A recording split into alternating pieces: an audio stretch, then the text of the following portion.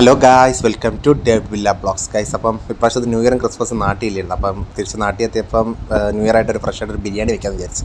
അപ്പോൾ നമുക്ക് ബിരിയാണി വെക്കാനുള്ള സാധനം വാങ്ങാൻ പോയി ഗൈസ്. അപ്പോൾ അത് ചിക്കൻ വാങ്ങാൻ പോയിട്ടുണ്ട്. കഴിഞ്ഞ് വീട്ടിൽ എത്തി ഒരു പാത്രത്തിൽ നേരെ കുറച്ച് നെയ്യ് എടുത്തിട്ടുണ്ട്. അതിൻ്റെ അകത്ത് കുറച്ച് സ്പൈസസ് എല്ലാം ആഡ് ചെയ്ത്, അപ്പോൾ ഞാൻ എടുത്ത നെയ്യ് എന്ന് പറയുമ്പോൾ മിൽമയുടെ നെയ്യാണ് ഗൈസ്. അപ്പോൾ അത് കഴിഞ്ഞ് നമുക്ക് അരിയിലോട്ട് പോകാം. അരി സോക്ക് ചെയ്യാൻ വെച്ചിട്ടുണ്ട്.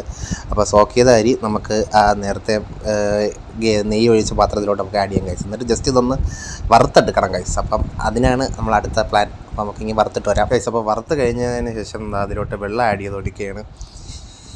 ഇനി നമുക്ക് അതിലോട്ട് വെളുത്തുള്ളി, ഒരു 2 നെല്ലി വെളുത്തുള്ളി ഇട്ടിട്ടുണ്ട് ഗൈസ്. അത് കഴിഞ്ഞ് കുറച്ച് ഉപ്പും കൂടെ ആഡ് ചെയ്തിട്ടുണ്ട്. ഈ സമയം കൊണ്ട് നമുക്ക് ചിക്കനുള്ള മസാല സെറ്റാക്കാം ഗൈസ്. അപ്പം ഇഞ്ചി, വെളുത്തുള്ളി, പച്ചമുളക് ഇതെല്ലാം കൂടെ മിക്സിയിലിട്ട് അടിച്ചതിന് ശേഷം നമുക്ക് മല്ലിയും പുതിനയും കൂടെ അതിൻ്റെ അകത്തിട്ട് ഒന്ന് ബ്ലെൻഡ് ചെയ്തെടുക്കാം ഗൈസ്.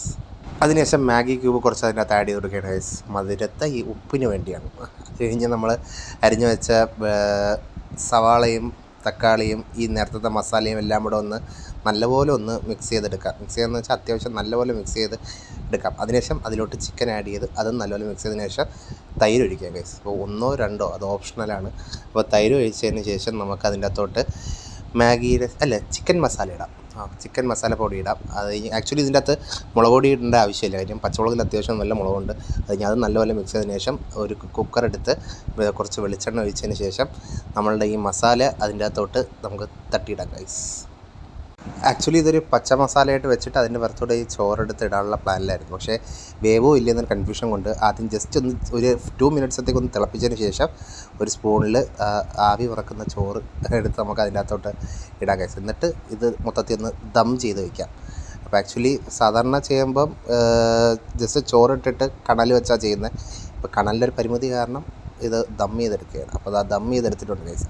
ഇപ്പോൾ തന്നെ ആ ഒരു ആവിയിൽ ചോറിൻ്റെ കളർ തന്നെ ഏകദേശം ഒരു മഞ്ഞ കളറായിട്ടുണ്ട്. അപ്പോൾ ആ സമയം കൊണ്ട് ചിക്കനും ഫ്രൈ ചെയ്യാം.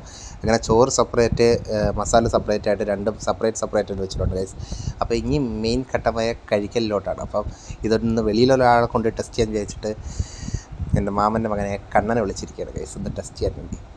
അപ്പോൾ കണ്ണൻ വന്നിട്ടുണ്ട് ടെസ്റ്റ് ചെയ്യാൻ. അപ്പോൾ ഇനി നമുക്ക് ഫുഡ് കഴിച്ചിട്ട് വരാം. അപ്പോൾ എല്ലാവർക്കും വീഡിയോ ഇഷ്ടപ്പെട്ടെങ്കിൽ like, share and subscribe guys.